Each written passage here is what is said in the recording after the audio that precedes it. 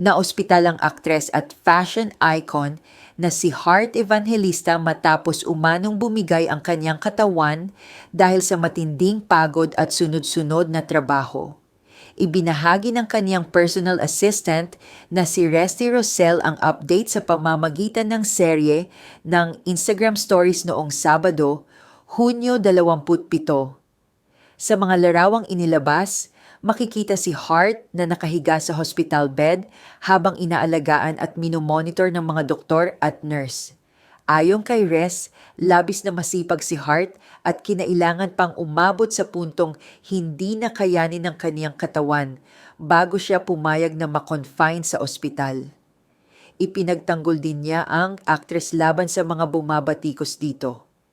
Binigyang diin niya na hindi nakikita ng publiko kung gaano kasipag magtrabaho si Hart para sa kanyang mga proyekto at kabuhayan. Pinaalalahanan din niya ang aktres na mahalaga ang kalusugan at kailangan nitong maglaan ng oras para makapagpahinga sa kabila ng abalang schedule. Sa gitna ng pag-aalala ng mga tagahanga, nagbigay naman si Res ng positibong balita tungkol sa kalagayan ni Hart. Ayon sa kanya, gising na ang aktres matapos ang sedation at patuloy na gumagaling. Nakakalakad na rin umano ng maayos si Hart, ngunit kailangan pa rin niyang manatili sa ilalim ng monitoring habang nagpapatuloy ang kanyang recovery. Nagpasalamat din si Res sa Diyos at kay Mama Mary matapos makitang bumuti ang kondisyon ng aktres. Hindi ito ang unang pagkakataong naiulat na nakaranas si Hart ng mga problemang may kaugnayan sa labis na pagod.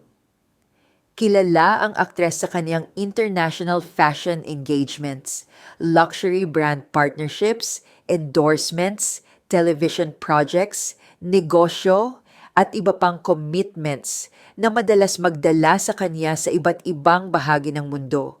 Sa mga nakaraang buwan, inamin din ni Hart na kinailangan niyang magpahinga dahil sa ilang isyong pangkalusugan na iniugnay sa kaniyang matinding pagod at sunod-sunod na trabaho.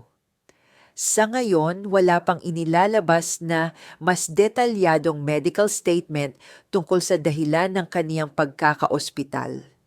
Gayunman, ayon sa update ng kanyang personal assistant, patuloy na bumubuti ang kalagayan ni Hart habang minomonitor at nagpapagaling sa ospital.